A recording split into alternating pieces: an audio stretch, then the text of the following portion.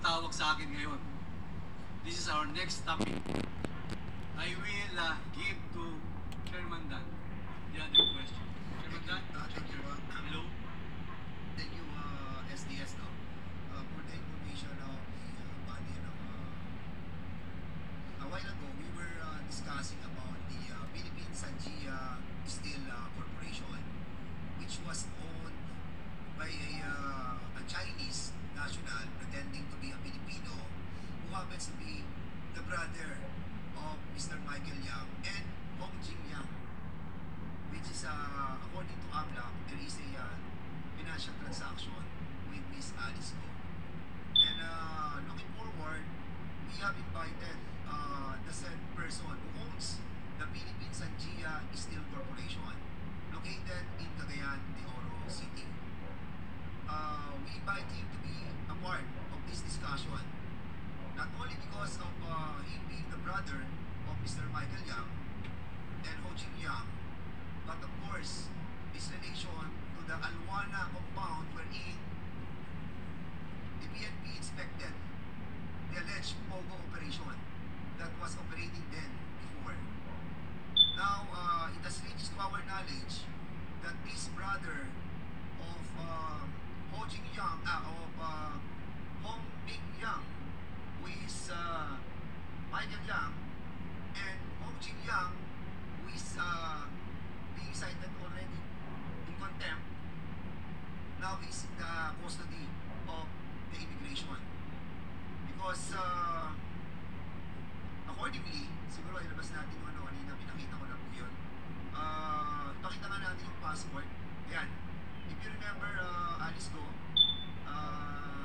yan si Ho Jing, yan si Yan Xing Yang, the eldest brother ni Michael Yang, was already apprehended at the Ninoy Aquino International Airport a while ago. And this violation is in accordance with the immigration law.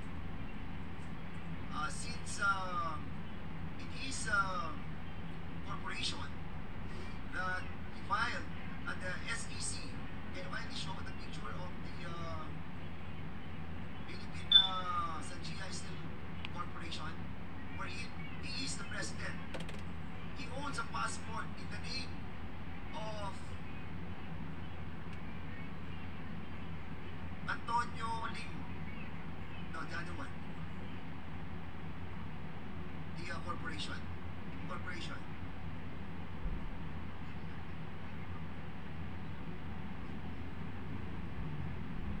Yeah.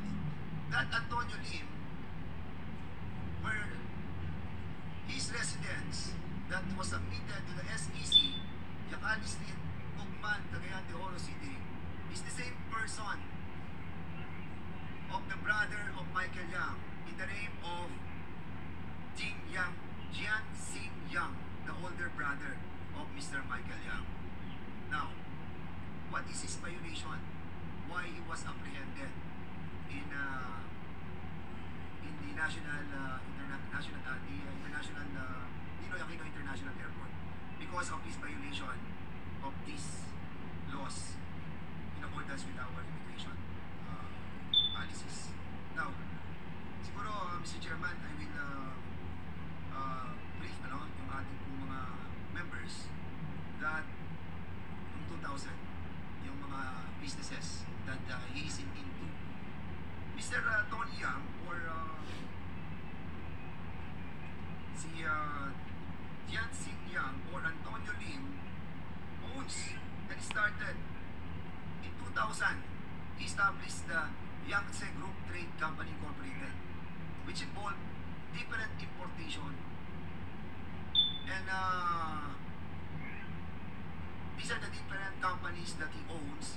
And in here, the Yangtze Rice Mill, Mr. Chairman, medyo dito tayo medyo nag-worry because a lot of hundreds of millions of pesos enter in this Yangtze Rice Mill under the Golden Sun Cargo Examination Service Corporation, which is owned also by the brother of Michael Yang in the name of Tony Yang. So basically, Mr. Chairman, hindi lamang po sa Pogo nagtatago yung ating mga Chinese personalities pretending to be Filipinos, but also in the different corporations.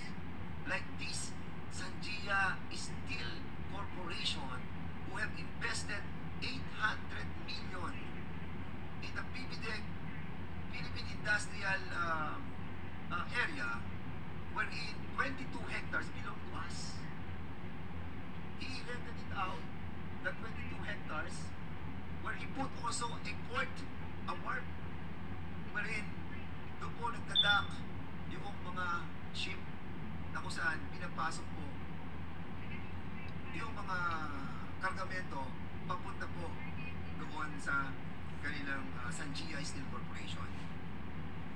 Now siguro pakita po natin yung Sanjia, yung mismong warehouse. You will notice that the warehouse that was constructed in 2018, the same time that Bamban and Mora were being constructed, nagsimula po sila dyan. At makikita po niyo na meron silang port na kung saan easily they can penetrate all the cargos or the different goods that entering their premises. Dyan po nila pinadadaan. Ang mabigat po dito, Mr. Chairman, is the development plan that they have submitted in the city of Cagayan de Oro City. Can you kindly show the ground floor plan, the second floor plan, the roof deck, and the third floor plan? You can see the plan that they have submitted.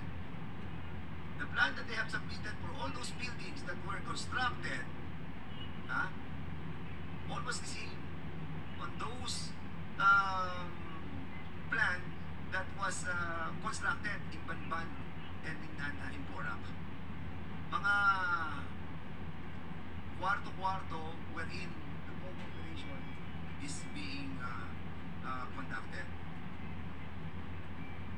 In here, Mr. Chairman, I'll be showing as well the different I'm not going to show the different financial bank transaction wherein the different exchanges of money that involves those who are in the drug trade. We will withhold on the showing of this matrix, and I think the PAOK-TF, Dr. Winston Casio, who is now with Mr. Tony Yang, they have the proper knowledge of expressing the whole and the totality of this matrix. But in this matrix that we have seen, Mr. Chairman, I can see prominent personalities that are involved in the drug trade. Most likely, all the drugs that some of those entering in our country pass through that port, hiding in a legitimate business. But of course, Mr. Chairman, it is just right and proper that we have invited the incorporators of the Sanjia Steel Corporation last week, and unfortunately they haven't replied. And now that they are under the custody of the immigration officers, then maybe, Mr. Chairman, we can invite them over, or Mr. Tony Yang, the brother of Michael Yang, can be invited in this Quad Committee. Dahil itong taong to, Mr. Chairman, have been here since 1990 or 1997. He started his business in 2000. So, basically, he know how to speak Tagalog. And we will understand the way that he is speaking. So, Mr. Chairman, siguro for now, because he is under the custody of the immigration, we will be refraining from talking about him for the meantime until such time that that person is here with us in this one committee. Mr. Chair. Mr. Chair, Congressman Fernandez. Mr. Chair, can I just say something? Yes, Congressman Abante. It means, Mr. Chair, according to the manifestation of Congressman Dan Fernandez, that there was a real connection between Pogo and drugs, Mr. Chair. And that is what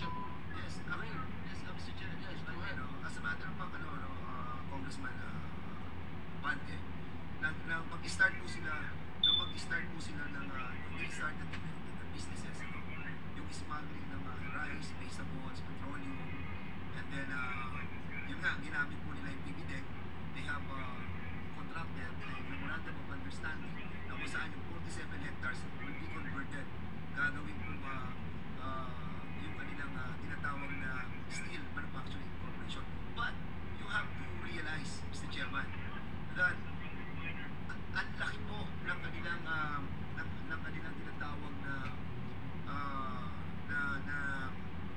kailangan pera para ma-develop mo yung lugar. Pero yung kanilang capital outlay, o capital, paid up capital is only less than 25 million. So how can they put up a big facility like this, di ba? Na ang kanilang paid up capital is only below the amount that they are constructing in that area. So now, Mr. Chairman, I think there was also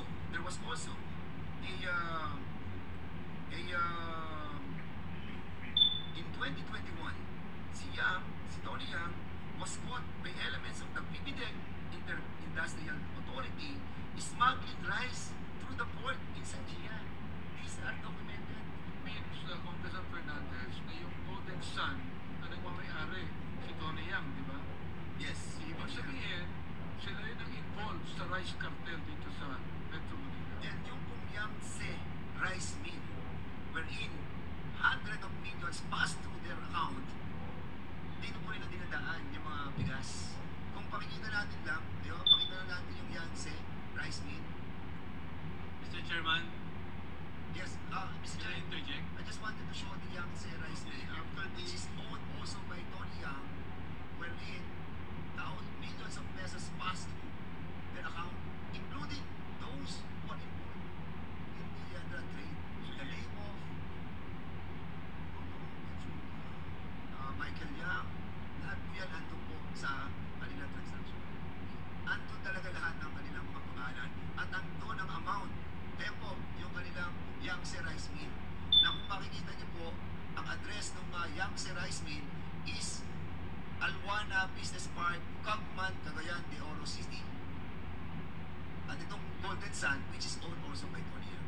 So, basically, Mr. Chairman, napapagdugtong-dugtong na po natin yung ating matagal na pong pinag-uusapan dito, 2 years ago pa, na nakikita po natin na talagang may koneksyon ng mga may koneksyon ng mga korporasyon, ng mga Chinese corporation, Rice cartel. at meron yung sa drug cartel, meron sa rice Rice cartel, cartel. and different kind of smuggling that is being perpetrated by that corporation, legitimized by those Chinese personalities that pretended to be Filipinos. Mr. Chair, Thank you. Mr. Chair, kaya pala kawawa ang mga farmers natin. Dahil lang sa Golden Sun na ito, puro imported rice na galing Vietnam ang nilalang pinapadala rito. At ang ating mga magsasaka ay nagko-complain na pinababayaan po sila dahil lang sa imported rice na ito. At ito niyang pala ang Golden Sun, Mr. Chair. Okay, thank you, Congressman Abante. Senior Deputy Speaker Gonzales. Salamat, Mr. Chairman. Well, i-share lang po. Medyo mahaba-haba, pero mahaba na po tayo sa maghapon na to. Ito yung pinaka-matrix, para may idea lang po kayo. Si Michael Yang, brother niya si Ong Jang Yang. Po. Tapos, andito po si Alan Lim. Yung Alan Lim, siya po ang sa Xiongwei Technology. At yung wife po ni Alan Lim ay si Nono. Ngayon po, dito po sa matrix na to, hindi ko lang po mapakita sa ating big screen. Yung C9KG Technology Corporation, yung Turkish Diamond Technology Corporation, si Ong Jang Yang, nakakonect po kay Baofu Ong Sheng. Sa inyo po yung Baofu, ma'am? Ma'am Alice? Your Honor, yung land lang po. And before Hindi. Basta itong matrix na Baofu. From Ong Jang Yang to Turkish Diamond, and then CDNK Corporation to Baofu Jet. And then, Mr. Chairman, Michael Yang tsaka si Alan Lim, yung Golden Sun 999 Realty Development 2017, ang nangyayari po nun sa aming matrix, si Rose Nono Lim, si Lee Wenzai, tapos si A.D. Taiyang, yung sa'yo, Mr.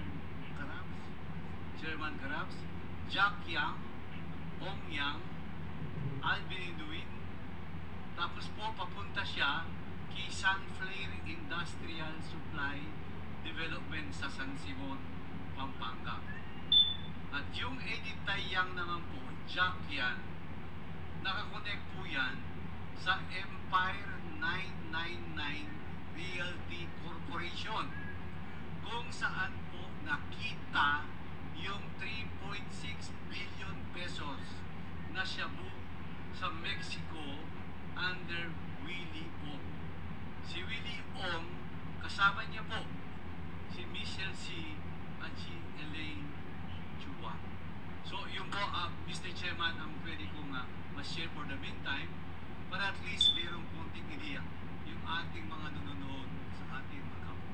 Salamat po, Mr. Chairman. Thank you, Senior Deputy Speaker Gonzales. The last to interpellate is Congressman Romiago. You are recognized.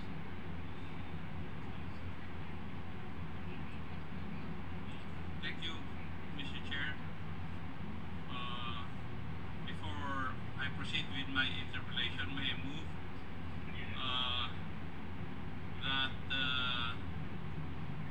Ms. Catherine Ong be confined sa Correctional Institute for Women for 30 days after she has served her detention for the first contempt that we have issued. So move, Mr. Chair. Mr. Chair, is there a motion to detain Ms. Cassandra Yes. Mr. Chair, we know very well that Ms. Ong has an ailment.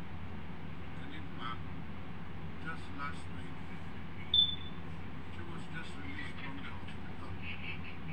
So maybe this committee should consider whether this move, or if we transfer Ms. Cassandra Ong to the Women's Correctional, this might aggravate her condition, Mr. Chair.